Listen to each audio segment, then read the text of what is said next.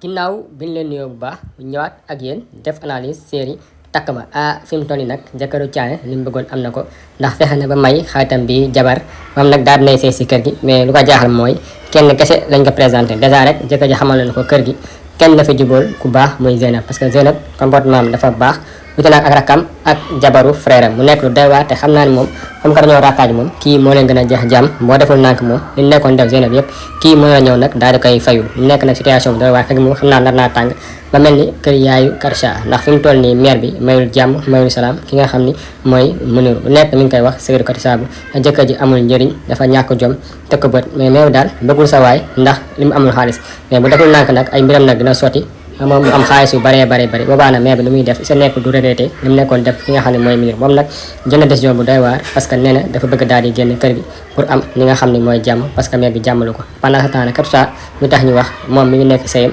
tey sëyam te ba tey ji yaay wax ko mu tas moom mi ngi fii di toppatoo abu jëkkëram ji lu nekk mi ngi nekk di ko defaral pendant ce temps yaay moom lu nekk mi ngi koy wax te Karcha situation bu mu nekk sax yaay ji du ko wax li nga xam ne mooy papa ji parce que dafa xeeb ratul dafa retraité mais moom xaalis kese lay nekk di jaamu mu nekk lu doy waar te abu moom mi ngi toppatoo jabaram bu baax bëggul sax Karcha di togg wala di yàgg mais mu moom décision mu jël je pense que ñu bari ànd nañ si ak moom parce que amul jàmm si kër gi kenn jox ko cër kon nag këram ba mu pareegul na fa dem noonu nekk fa jabaram am suturaam ba këram pare comme ça mën a nekk jàmm di nekk jàmm nag jamono ji du kenn borom ngaay te bu ñu nee borom ngaay xel yëpp dem si Ngouda ak Rubiatu nag kenn gëmu ko woon ñëpp dañoo foogoon dafa ñëwoon ndax alal mais daa mel nag moom dafa bale tamit sincèrement ki nga xam ni mooy Ngouda en tout cas Ngouda bég na trop gis na ni mu comporté woo bi Rubiatu ñëwee sëy si ba léegi mi ngi koy wan yaayam ni ko yaay li nga bëggoon yëpp am na ko te dèjà dafa am solo